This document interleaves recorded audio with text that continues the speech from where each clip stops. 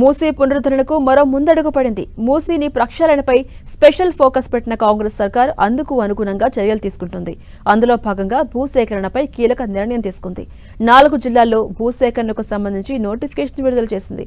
మూసీ అభివృద్ధి కోసం ప్రభుత్వం ఏ ప్రాంతాల్లో భూమిని సేకరిస్తోంది, ఎన్ని దశల్లో పనులు మొదలు పెట్టబోతుంది, భూ యజమానులకు ఏ లెక్కన పరిహారం ఇవ్వబోతోంది, మూసీ పునరుద్ధరణకు సంబంధించి సర్కార్ నెక్స్ట్ స్టెప్ ఏంటి? Let's watch.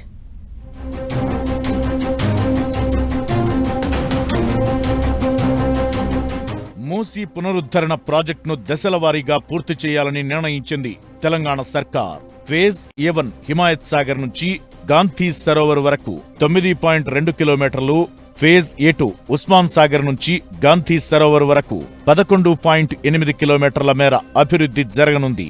హైదరాబాద్, రంగారెడ్డి, మేడ్చల్, మల్కాజ్గిరి జిల్లాల్లో మూసీ అభివృద్ధికి తలపెట్టిన సర్కార్ గండిపేట నుంచి గౌరెల్లి వరకు 55 కిలోమీటర్ల పరిధిలో 14 మండలాలు, 46 గ్రామాల్లో దశల వారీగా 55 కిలోమీటర్ల మేర మూసీని అభివృద్ధి చేయనుంది. దీనికోసం మొత్తం 50 ఎకరాలకు పైగా భూసేకరణకు చర్యలు ప్రారంభించింది.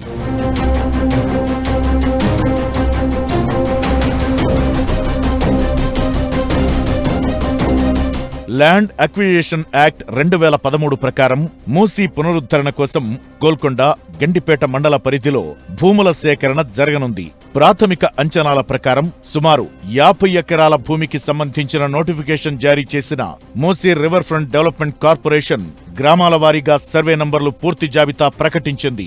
భూ యజమానులకు మార్కెట్ విలువ ఆధారంగా పరిహారం అందించనుంది. దీనికోసం భూ యజమానులు తమ పట్టాదారు పత్రాలు, ఆధార్ కార్డ్, బ్యాంకు ఖాతా వివరాలు నిర్దిష్ట సమయంలో సమర్పించి అభ్యంతరాలు ఉంటే నిర్ణీత గడువులోగా తెలియజేయాలని సూచించింది.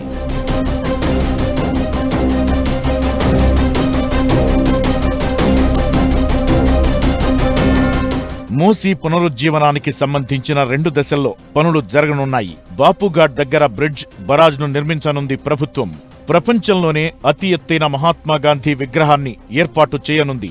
ఇక అక్కడే గాంధీ ఐడియాలజీ సెంటర్తో పాటు మూసీ నది తీరం అభివృద్ధి, సుందరీకరణ, రివర్ ఫ్రంట్ పార్కులు, వాకింగ్ ట్రాక్లు, పర్యాటక కేంద్రాలతో మూసీకి కొత్త అందాలను అద్దనుంది.